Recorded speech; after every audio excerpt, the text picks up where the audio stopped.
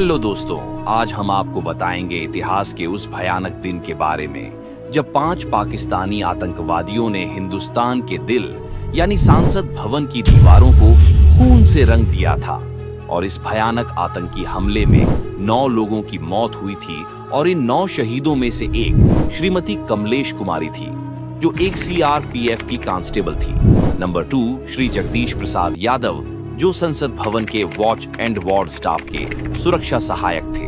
Number 3 Shri Deshraj, जो कि CPWD के एक असैन्य कर्मचारी थे। नंबर 4 एक माली, जो कि संसद भवन के पैर पौधों की देखभाल करता था। नंबर 6 एक पत्रकार, जो घायल हो गया और बाद में उसकी मृत्यु हो गई थी। तो दोस्तों, सबसे पहले हम आपको बता दें कि 13 दिसंबर 2001 की सुबह के 11 बजे देश की राजधानी दिल्ली के आसमान पर गुनगुनी धूप छाई हुई थी। देश की संसद में विपक्ष के हंगामे के बीच शीतकालीन सत्र चल रहा था। दिसंबर की 13वीं तारीख सुस्त चाल से आगे बढ़ रही थी। संसद में महिला आरक्षण बिल को लेकर बीते कई दिनों से हंगामा जारी था। संसद परिसर में अंदर से लेकर बाहर, नेताओं से लेकर पत्रकार और कैमरामैन बेफिक्र अंदाज में गुफ्तगू में व्यस्त थे। संसद में इस समय तक सैकड़ों सांसदों समेत प्रधानमंत्री अटल बिहारी वाजपेयी और विपक्ष की नेता सोनिया गांधी मौजूद थीं। और फिर 11:02 पर लोकसभा स्थगित हो गई। इसके बाद पीएम वाजपेयी और सोनिया गांधी अपनी अपनी गाड़ियों के साथ संसद से निकल पड़े। संसद से सांसदों को ले जाने के लिए गेटों के बाहर सरकारी गाड़ियों का तांता लगना शुरू हो चुका था। देश के उपराष्ट्रपति कृष्णकांत का काफिला भी संसद के गेट नंबर 12 से निकलने के लिए तैयार था। गाड़ी को गेट पर लगाने के बाद सुरक्षाकर्मी उपराष्ट्रपति के बाहर आने का इंतजार कर रहे थे। सदन से बाहर निकल रहे नेताओं और पत्रकारों के बीच बातचीत तत्कालीन राजनीति से जुड़ी अनौपचारिक बातचीत का दौर जारी था। अब आप जानेंगे कि आखिर किस तरह एम्बेसडर से संसद में घुसे आतंकवादी, जब वरिष्ठ पत्रकार सुमित अवस्थी इस वक्त तक सदन के गेट नंबर 1 के बाहर तत्कालीन केंद्रीय मंत्री मदन लाल खुराना के साथ बातचीत कर रहे थे। पत्रकार सुमित अवस्थी बीबीसी को बताते हैं, मैं अपने कुछ साथियों के साथ केंद्रीय मंत्री मदन लाल खुराना से महिला आरक्षण बिल को लेकर जानकारी लेना चाहता था कि विधेयक सदन में पेश हो पाएगा या नहीं, चर्चा हो पाएगी या नहीं। तभी हमने एक आवाज सुनी, जो गोली की आवाज थी। 11:30 से ठीक पहले उपराष्ट्रपति की सुरक्षा में तैनात सुरक्षाकर्मी उनकी सफेद एम्बेसडर कार के पास खड़े उनके आने का इंतजार कर रहे थे। तभी DL 3CJ1527 नंबर की एक सफेद एम्बेसडर कार तेजी से गेट नंबर 15 की ओर बढ़ती है। कार की रफ्तार संसद में चलने वाली सरकारी गाड़ियों से कुछ ज्यादा तेज थी। कार की रफ्तार देखकर संसद के वॉच एंड वार्ड ड्यूटी में तैनात जगदीश प्रसाद यादव आनन फानन में निहत थे इस कार की ओर दौड़ पड़े। गाड़ी के अंदर कौन है? रुक जाओ! आखिरकार जब संसद में गूंजी पहली गोली की आवाज, तो संसद भवन का मंजर क्या हो गया था। ये उस दौर की बात है जब लोकतंत्र के मंदिर यानी देश की संसद में हथियारबंद सुरक्षा कर्मियों के तैनात होने का चलन नहीं था। संसद की सुरक्षा में लगे सुरक्षा कर्मियों को पार्लियामेंट हाउस वॉच और वॉच स्टाफ कहा जाता था। जगदीश यादव भी इसी टीम का हिस्सा थे और वह भी किसी अनहोनी की आशंका होते ही कार की ओर दौड़ पड़े। उनको भागता देख दूसरे सुरक्षाकर्मी भी कार रोकने के लिए कार की ओर लपके और इसी बीच ये सफेद एम्बेसडर कार उपराष्ट्रपति कृष्णकांत की कार से टकरा गई। उपराष्ट्रपति कृष्णकांत की कार से टकराने के बाद चरमपंथियों ने अंधाधुंध फायरिंग शुरू कर दी।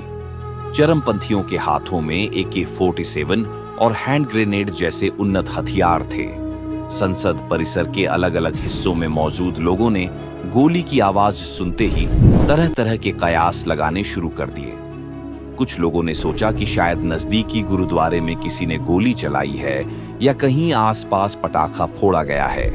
अब आप ये जानेंगे कि पहली गोली की आवाज कैसी थी, लेकिन गोली की आवाज सुनते ही कैमरामैन से लेकर वॉच एंड वार्ड टीम के सदस्य आवाज की दिशा की ओर जाने लगे। ये जानना चाहते थे आखिर माजरा क्या है। पत्रकार सुमित अवस्थी बताते हैं, पहली गोली की आवाज सुनते ही मैंने खुराना जी से पूछा कि क्या हो गया और ये आवाज कहां से आई। तो उन्होंने कहा, हाँ, ये तो बड़ा अजीबोगरीब है, संसद के आसपास इस तरह की आवाज कैसे आ रही है। तभी वहां पर खड़े वॉच एंड वार्ड के एक शख्स ने बताया कि सर, हो सकता है कि चिड़ियों को भगाने के लिए हवाई फायर किया गया हो। उन्होंने आगे कहा, लेकिन अगले ही पल मैंने देखा कि राज्यसभा के गेट से एक लड़का आर्मी की वर्दी जैसी पैंट और काली टी शर्ट पहने हुए हाथ में एक बड़ी सी बंदूक लिए हवा में दाएं बाएं फायर करता हुआ गेट नंबर 1 की ओर दौड़ता चला आ रहा है। संसद पर हमले के दौरान कई पत्रकार परिसर के बाहर भी मौजूद थे, जो नेताओं के साथ ओवी वैन की मदद से नेताओं का लाइव इंटरव्यू ले रहे थे। साल 2001 में न्यूज चैनल स्टार न्यूज के लिए संसद से रिपोर्टिंग कर रहे मनोरंजन भारतीय ने बीबीसी को बताया, संसद हमले से ठीक पहले मैं ओवी वैन से लाइव रिपोर्ट कर रहा था। उस वक्त मेरे साथ शिवराज सिंह चौहान और कांग्रेस के एक नेता थे। मैं इन दोनों नेताओं को अपनी मारुति वैन से अंदर ड्रॉप करने के लिए गया हुआ था। जैसे ही उनको ड्रॉप करके मैं गेट से बाहर निकला हूं, तभी मुझे पहली गोली की आवाज सुनाई दी। गोली की आवाज सुनते ही मैं सीधा बाहर की ओर भागकर लाइव करने लगा। मेरे पीछे मुलायम सिंह यादव का ब्लैक कैट कमांडो था। मैंने उससे कहा, बॉस, मैं संसद की ओर पीठ करके रिपोर्टिंग कर रहा हूं, उधर से कोई आतंकवादी आए तो देख देना। तो उसने कहा, ठीक है। बहुत जोर जोर से गोलियां चल रही थीं, धमाकों की आवाजें आ रही थीं। 11:30 बजे आवाज आई। संसद परिसर में चरमपंथियों के हाथों में मौजूद ऑटोमेटिक AK-40 से 7 बंदूकों से निकली गोलियों की तड़तड़ाहट सुनते ही नेताओं समेत वहां मौजूद लोगों के चेहरे सन्न रह गए। सदन के अंदर से लेकर बाहर एक अफरात फरी का माहौल था। किसी को भी ठीक नहीं पता था कि क्या हो रहा है। सभी अपने अपने स्तर से घटना को समझने की कोशिश कर रहे थे। इस समय सदन में देश के गृह मंत्री लाल कृष्ण आडवाणी और प्रमोद महाजन समेत कई दिग्गज नेता मौजूद थे, लेकिन किसी को भी नहीं पता था कि आखिर हो क्या रहा था। सदन के गेट नंबर 1 के बाहर केंद्रीय मंत्री मदन लाल खुराना से बात कर रहे सुमित अवस्थी बताते हैं, मैंने मदन लाल खुराना साहब से कहा कि ये देखिए, सिक्योरिटी गार्ड को क्या हो गया है, गोलियां क्यों चला रहा है। मुझे लगा कि वो किसी का बॉडीगार्ड है। खुराना साहब जब तक पीछे मुड़कर देखते, तब तक वॉच एंड वार्ड के एक स्टाफ ने मदन लाल खुराना का हाथ पकड़कर खींचा। वो अपनी कार के दरवाजे पर हाथ रखकर मुझसे बात कर रहे थे और इस तरह अचानक खींचे जाने से जमीन पर गिर पड़े। खुराना साहब के बाद स्टाफ ने मेरा हाथ पकड़कर मुझे नीचे झुकाते हुए कहा कि नीचे झुकिए, कोई गोली चला रहा है और झुके झुके ही अंदर जाइए, नहीं तो गोली लग जाएगी। अब हम आपको ये बता दें कि आखिरकार को कैसे मारा गया। संसद परिसर में पहली गोली की आवाज के बाद ही सनसनी फैल गई। इस वक्त तक संसद में संसदीय मामलों के मंत्री प्रमोद महाजन, नजमा हेपतुल्ला और मदन लाल खुराना जैसे दिग्गज नेता मौजूद थे। मनोरंजन भारतीय बताते हैं, संसद में हथियारबंद सुरक्षा कर्मियों की तैनाती का चलन उस दौर तक नहीं था। संसद में CRPF की एक बटालियन रहती है, जिसे घटनास्थल तक पहुंचने के लिए लगभग आधा किलोमीटर की दूरी तय करनी थी। ऐसे में जब गोलियां चलने लगीं, तो उसके बाद वे लोग भाग कर आए। उपराष्ट्रपति की सुरक्षा में लगे सुरक्षा कर्मियों और चरमपंथियों बीच संघर्ष के दौरान सुरक्षाकर्मी निहत्थे मातबर सिंह ने अपनी जान पर खेलकर गेट नंबर 11 को बंद किया। जब गेट नंबर 1 पर आतंकवादियों ने जब मातबर सिंह को हरकत में आते देख ही उन पर गोलियां बरसा दी, लेकिन इसके बावजूद सिंह ने अपने वॉकी टॉकी पर अलर्ट जारी कर दिया, जिसके बाद संसद के सभी दरवाजों को तत्काल बंद कर दिया गया। इसके बाद चरमपंथियों ने संसद में घुसने के लिए गेट नंबर 1 का रुख किया। गोलियां चलने के बाद सुरक्षा कर्मियों ने गेट नंबर 1 के पास मौजूद लोगों को नजदीकी कमरे में छिपा दिया और चरमपंथियों का सामना करने लगे।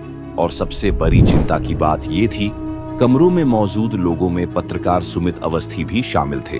अवस्थी बताते हैं, मदन लाल खुराना के साथ ही मुझे भी गेट नंबर 1 के अंदर पहुंचाकर गेट बंद कर दिया गया। सदन में मुझे गृह मंत्री लाल कृष्ण आडवाणी कहीं जाते हुए दिखाई दिए। उनके चेहरे की गंभीर मुद्रा और माथे पर चिंता की लकीरें साफ थीं।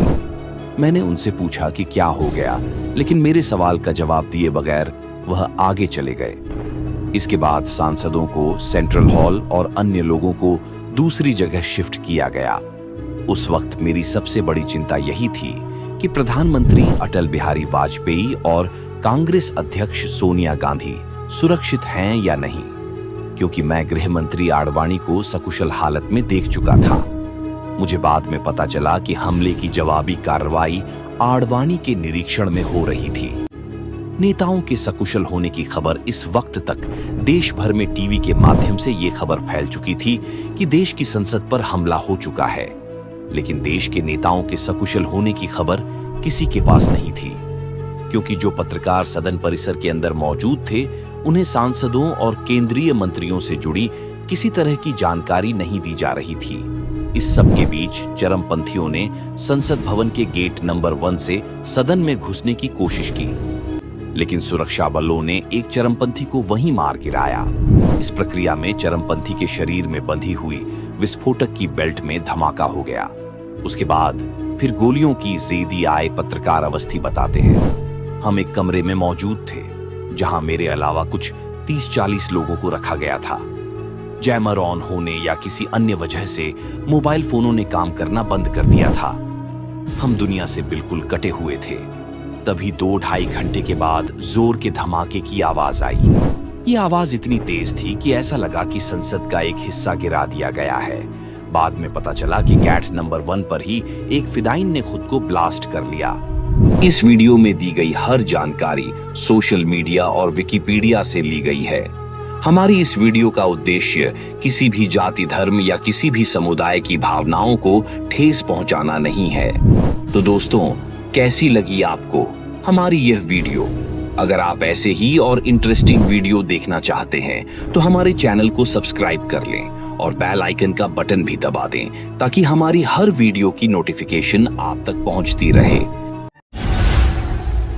हिस्ट्री अनवेल्ड, अब होगा इतिहास का पर्दाफाश।